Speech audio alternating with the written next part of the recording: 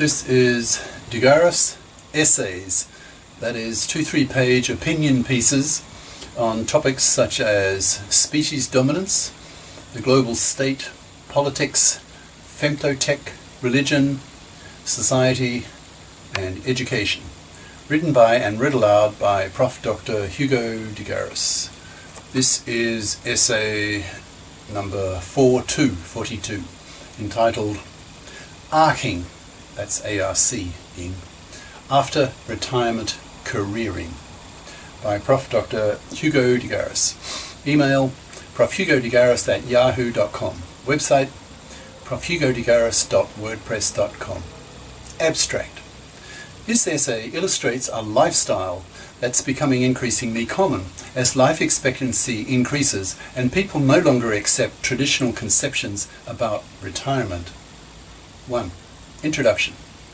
Traditional attitudes towards retirement after a lifelong career were more or less along the following lines. At 65, an employee would be given a gold watch and would then stay at home pursuing his hobbies, living off his pension and investments, doing what he wants.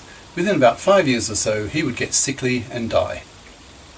I utterly reject this traditional model and present here an alternative model that I call arcing, that's after retirement careering, giving my own case as an example of what is possible. Increased life expectancy. I begin with the growing phenomenon of increasing life expectancy. Recently I was looking over biographies of movie stars in movies whose trailers I could watch by the thousands, if I wanted, on my iPad. I was struck by how short their lives were. Many of them died in their 60s. In today's world, we are much more health conscious. We know not to eat too much red meat, to avoid fatty foods, to eat lots of fruit and vegetables, to take multivitamins, to exercise daily, not to smoke, to avoid stress, to go for walks, to have friends, to have good relationships, to have lots of good sex, etc. Personally, when I see an old person who is hobbling along with smoker's cough, arched back and weak muscles, I don't feel sympathetic. I feel contemptuous. Stupid, ignorant fool. He has ruined his quality of life by smoking, not exercising, not making his muscles strong, and now he is paying the price for his lazy ignorance. He will die young. Moron! In my own case, I'm rather fortunate. I'll be 64 in 2011, so this was written 6 years ago. In a few weeks I'll be 70. And expect to live into my 90s. I say this because I very probably have longevity genes. My father is still alive at 92, well now he's 98, and nothing wrong with him. His grandfather died at 97 and his great-grandfather at 99. Everyone guesses my age wrong by a decade or more. So let's assume I have 30 plus more years of life. That's a long time. 2. Conditions for arcing. I do not intend dawdling around the house for 30 years waiting for death. That would be stupid. Instead, I have decided to launch on a new career, hence the name arcing, after retirement careering. That is, a second major career lasting decades in what I call the third of life. One of the secrets to long life and a healthy life is to feel challenged by some task or goal. If one's brain is strongly occupied by a challenging task, one's body tends to be moved around a lot, carrying the brain that is challenged, performing all the activities that the brain has set itself. A happily preoccupied older person will also be happier and hence less stressed, so should live longer as a result. Everyone's personal circumstances, financial, emotional, marital, sexual, etc. will differ, so it's difficult for me to generalize how people should go about arcing. I can only give my own case as a possible model and invite readers to perhaps be influenced by it. Finances. I start with finances. If you are poor and live from month to month on your monthly wage, then perhaps you cannot afford to retire, so arcing or conventional retirement may be out of the question. Obviously, one needs to have enough money to be able to stop paid work if you are to start arcing. In my own case, I have the savings of the 5 years I was a professor in the US. Since I now live in China, I can afford a lot more easily to arc, because the Chinese cost of living is about 7 times lower than in the US. I live very modestly on about 1,000 RMB, about $150 per month.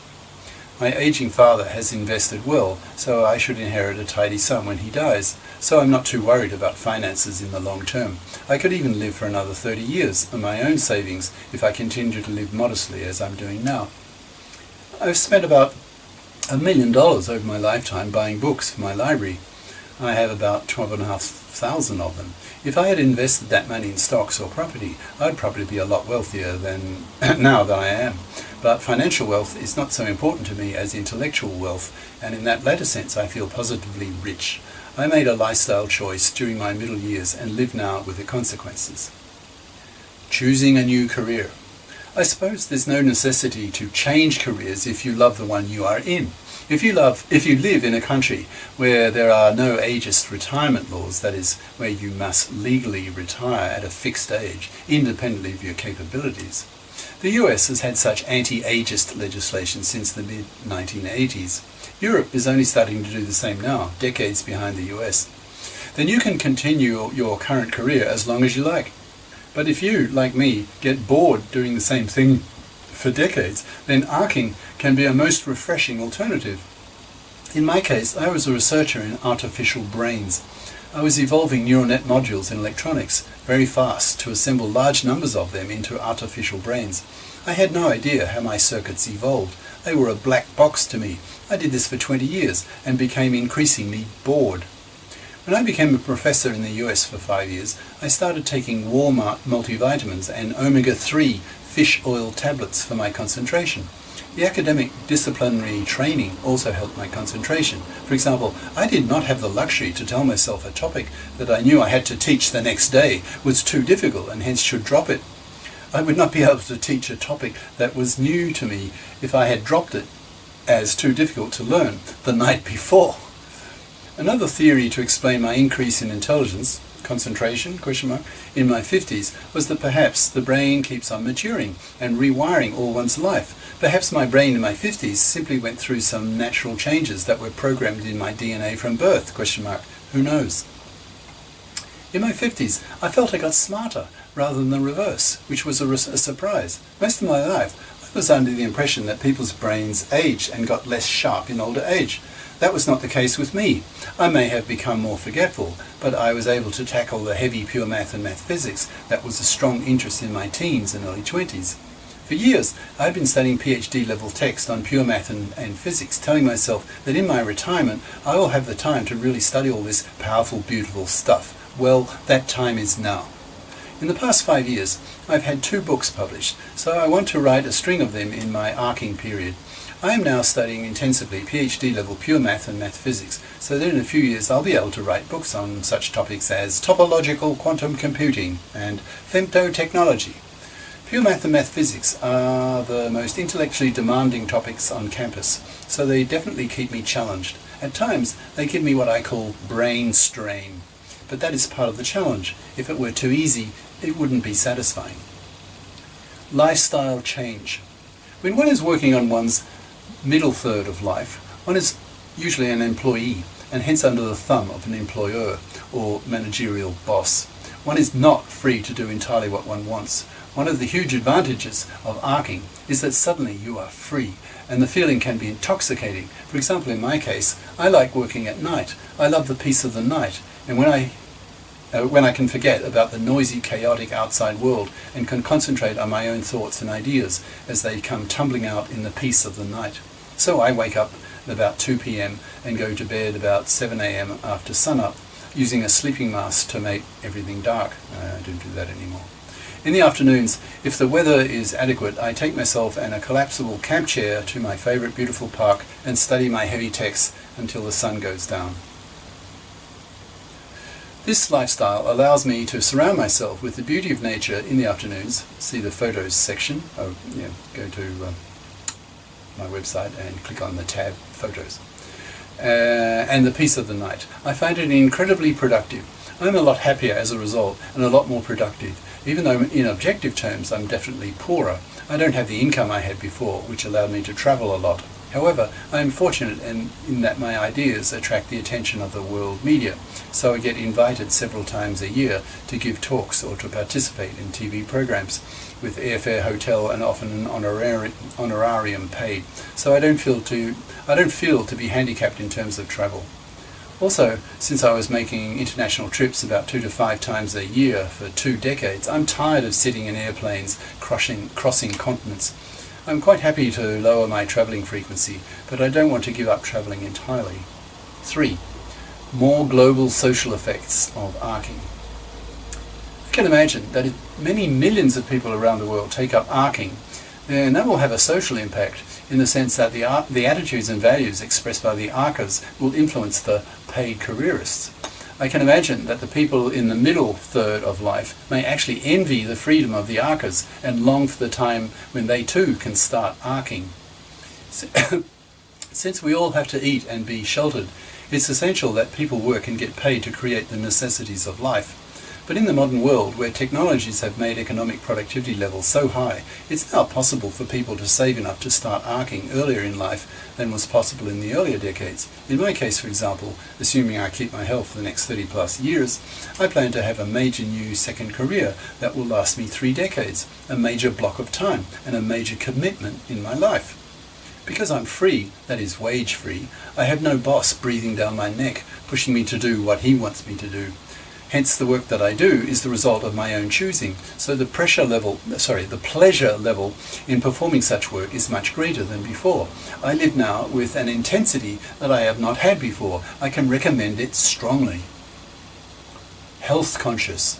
Since I'm in my 60s, I need to pay close attention to my health, so I exercise vigorously for 15 minutes each night to make my heart and lungs strong, as well as my back, chest and leg muscles. This gives me a feeling of strength and bodily efficiency. A fit body gets less tired at the end of the day, or in my case, night.